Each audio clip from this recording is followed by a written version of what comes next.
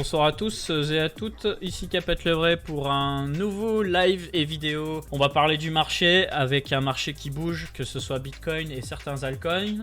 J'ai pas prévu spécifiquement de programme si ce n'est de l'analyse fondamentale, hein, comme d'habitude.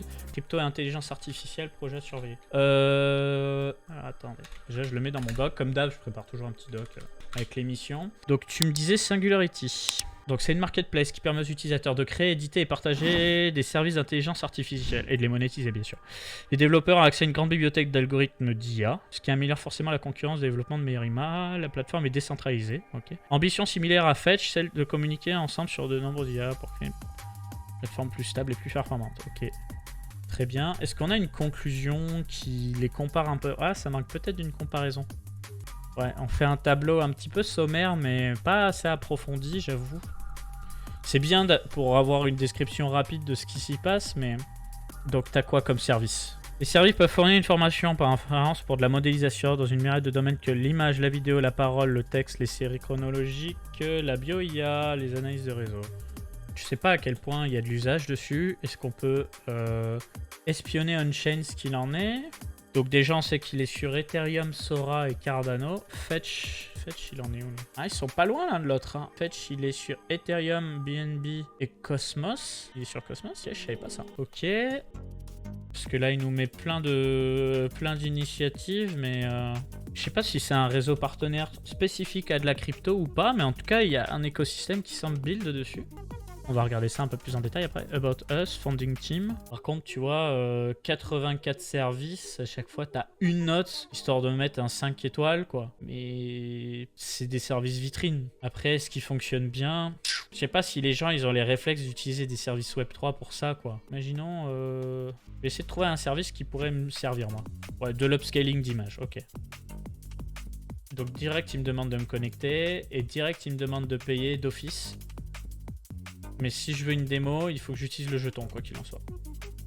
En plus de ça, alors je comprends pas. Si on me demande de Lost, je vois pas pourquoi j'irais Lost en fait. Parce que là, la démo qui est payante, je crée un compte sur Singularity. Free trial to try out available service. Attendez, je vais essayer de me créer un compte. Ok. Ça, c'est un truc, les gars, je vous le dis aussi. Hein. C'est évident pour les uns, pas forcément pour les autres. Quand vous êtes en crypto, vous investissez dans un truc que vous voulez investir. Si c'est de la monnaie, testez le wallet sur mobile, sur PC, le parcours utilisateur. Si c'est un autre service, testez le service. Parce que tu peux avoir un site qui est très appétissant au premier abord, mais après test, tu te dis ouais c'est de la merde et tu te casses, tu vois. Et ça permet de faire le ménage. Parce qu'il y a beaucoup de gens qui font pas cet effort-là. Ils passent beaucoup de temps à lire du bullshit sur les réseaux sociaux qui vendent le projet et qui testent pas eux-mêmes le projet. Je le dis, je l'ai fait aussi. Hein. Je l'ai fait aussi. Parce que là, j'ai un truc qui semble être payant. Mais là, j'ai un truc où on me dit c'est gratuit, tu vois. Run for free. Ensuite, je choisis mon modèle d'upscaling. Donc, on va essayer de choisir une photo pas mal là. Notre photo originale, c'est mieux. Enfin. Oh le zombie frère. La pauvre. Oh là là le délire. Oh là là là là là la pauvre. Faut pas oublier que à la base quand on va sur le GitHub, ça nous montrait des petites dingueries comme ça. Hein. Bon, après c'est un service parmi plein d'autres, mais bon visiblement la note est méritée. Voilà donc après il faut tester two people who can talk at the same time. Ah ouais séparer des pistes avec deux speakers, ça peut être pas mal. Oh. Comment on peut faire? 1 minute 30 et pour un audio de 320 kbps. J'aimerais bien le tester ça parce que j'en aurais l'utilité, tu vois. Un petit débat politique, ça peut être pas mal. Baba, Zemmour, Mélenchon. Là, ça peut être génial. Je peux pas avoir un truc bien court là? On va tester ça. C'est le premier truc que j'ai eu en tête. On en fait des sacrifices, hein. Mais c'est bien, ça fait tester des services d'IA. Déjà, ne serait-ce que le fait qu'il y ait plein de services d'IA dont je connaissais même pas l'existence, ça me fait découvrir des trucs que j'aime bien, tu vois. Le bouton invoque marche pas. Bah, le bouton marche pas, en fait. Donc, j'ai fait tout ça pour ça. Bah, franchement, ça fait grave pitié. Ça fait grave pitié. Alors, c'est bien, il nous donne le projet GitHub, mais on peut rien en faire. Et bah, écoute, ça marche pas. Ça fait bien pitié. Regarde un peu ce qu'il y a d'autre comme service, mais je vais pas en essayer d'autres. Hein. Text Emotion Recognition. Ah, on va essayer ça. Pour savoir s'il est capable de reconnaître... Ah, mais c'est du texte, pardon. Je m'en fous, moi je voulais que ce soit un audio. Hate speech detection, bah super. C'est du texte ça aussi? Est-ce qu'il va trouver qu'il y a de la haine dans le Mobit?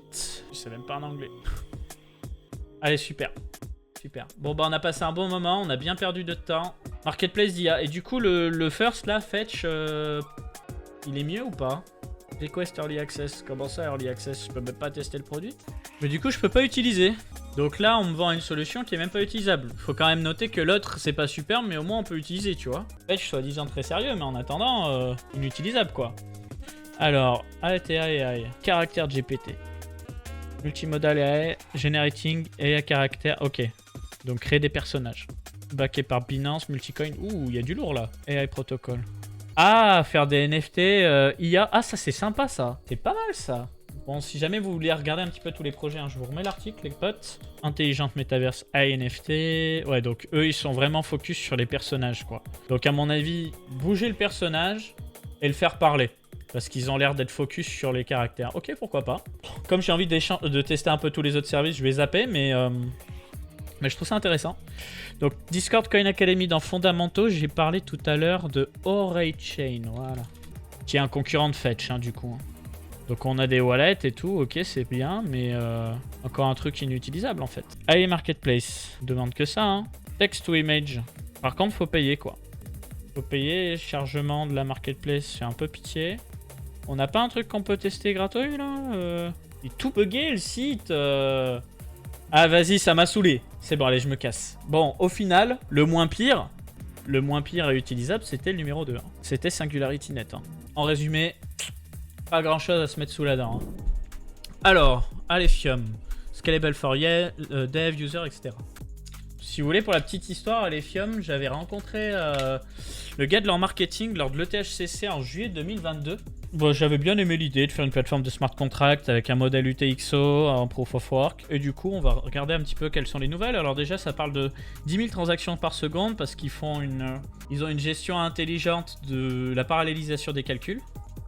Ah d'accord, pour le moment ils sont à 400, ils pourront aller jusqu'à 10 000. Donc c'est pas tout à fait le même modèle que Cadena, mais ils arrivent à paralyser les calculs. Donc voilà, bon après ils disent proof of less work, que ça consomme moins d'énergie. Ça, j'y prête même pas attention. Ils ont leur propre machine virtuelle et leur propre langage de programmation.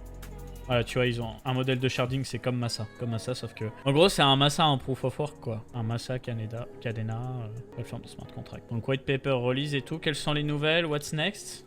Côté Twitter, ça dit quoi? Donc qui suit déjà? Les Krelek qui minent, on a Mon Pèlerin et l'Infréquentable. Ça communique activement. Il y a un petit peu de reach, pas exceptionnel, mais il y a un peu de reach, un peu d'interaction. Donc modèle UTXO, réalisation des calculs. Après niveau d'IAP, là on a un wallet et tout très bien. On voit que ça fait quelques blocs, même s'il se passe pas grand chose. On a un block time moyen de 64 secondes. Mais niveau application, je pense que c'est le néant absolu. Donc on va juste pour le moment se concentrer sur la partie monnaie. Comment ça performe ce truc là? Donc c'est low cap toujours. Ça fait son petit bout de chemin. Ça a pris le bear en pleine face, normal. Depuis ça se cherche. Très peu de jetons qui ont été émis. Mais bon, de toute façon, vu que c'est une monnaie en proof of work, je pense que l'inflation va mettre beaucoup de temps à arriver. Mais bon, ça nous fait une folie diluted quand même nettement plus élevée. Et je pense que c'est ça qui explique. Écoutez, dans un monde où il y a des gens qui ne jurent que par le proof of work, il y en a, hein. S'ils arrivent à avoir un écosystème de développeurs, pourquoi pas.